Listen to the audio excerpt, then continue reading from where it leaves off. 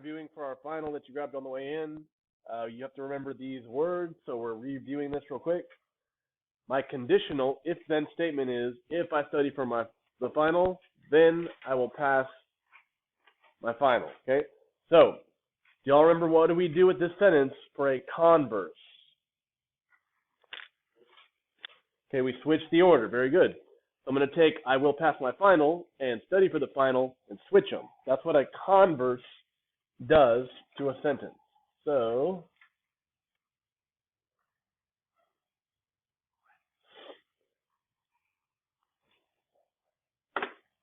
there we go. So yeah, if I pass my final, then I studied for the final. That is the converse. I switched the order, okay? Do y'all remember what an inverse does to a sentence? Okay, so inverse does not switch the order, but it makes it opposite. Y'all remember we said negation, it makes it not. So if you can put not study and not pass, that'll make it inverse, okay? So you take the original, opposite, okay? So if I do not, or if I don't study for the final, then I will not or won't pass my final.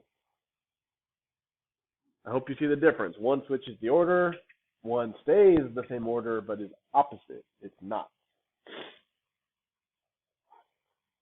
Does anyone remember what contrapositive does to the original sentence?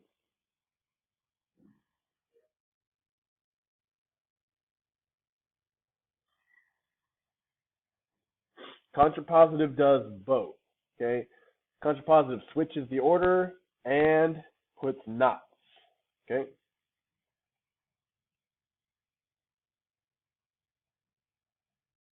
Okay, contrapositive again switches the order and makes it opposite. So, if we take I will pass my final, bring it to the front, and make it opposite, will not pass my final, and I took study for the final, bring it to the end, and make it opposite, do not study, or did not study, then I will have this sentence. If I don't pass my final, then I didn't study for my final. All right? Does anyone remember the last one for biconditional? What is the weird little statement that we put in the middle of a biconditional? Do you remember?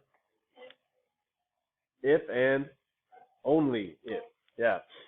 So I drop the if then, keep the statements, and if and only if goes in the middle. So it's going to be I study for my final, or the final, my test.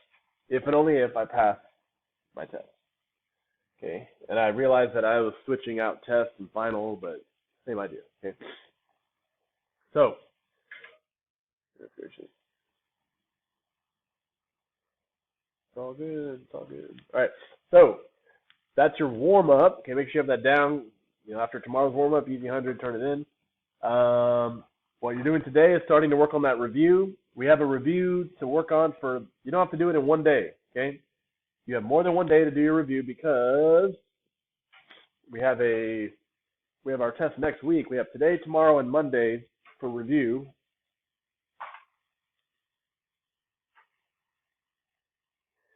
Now, I posted in your Google Classroom. So if you go to your Google Classroom, third period or whatever, go to the stream. If you want to know what your final exam schedule is, I put it in there. It's a Google Doc. Okay, so if you look at it, our exam, I'm looking at it, it's going to be on Wednesday the 15th. Okay, so a week from yesterday, right? So you have fourth and sixth period exams on Tuesday the 14th. Those are 70-minute long periods. Every other class is shorter. Wednesday the 15th of next week, we have this class third period and fifth period exams. Those are 70-minute exams. All the other classes are a little bit shorter, except for first. First and second are kind of long, and seventh. Anyways, and then Thursday, Friday next week, y'all know you have early release.